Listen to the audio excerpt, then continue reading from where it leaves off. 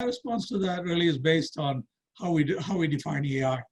I will take AI as a broad definition in terms of where it includes ML, robotic programming, chatbots, all of that.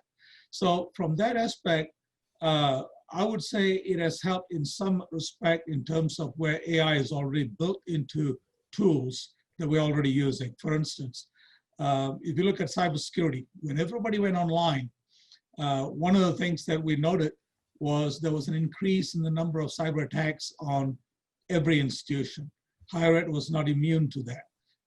In higher ed, I think in last year, in 2019, there was like 83 or 87 ransomware attacks. And the other piece of metrics that we saw was all the phishing attacks combined in 2019 was exceeded in the first 6 months of 2020. And so one of the pieces that helped us on that one is where AI comes in, because we were using security tools that were beginning to incorporate the use of AI so that it can rapidly compensate for the new types of attacks, for the new locations, for the new methodologies, without staff having to get involved in that process. So it didn't suck up more FTE counts on our part to handle the increased load. So that's one area that it really helped us out, is on the cybersecurity piece of it.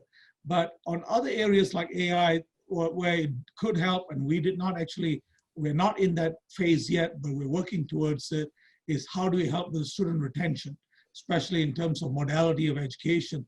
If some students need more hand-holding right now, how would they be like online with less hand-holding, face-to-face instructors? So I think that those are the types of things where AI is right now on the precipice of helping us in those aspects of making sure that we're able to continue to help people with different modality.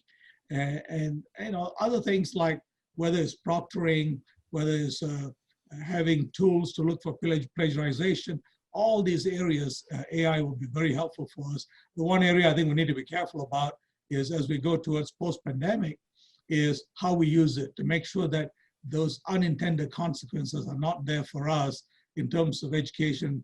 Because a university can come out and say, I know exactly which students are going to be successful. The AI will determine that, and those students will be admitted.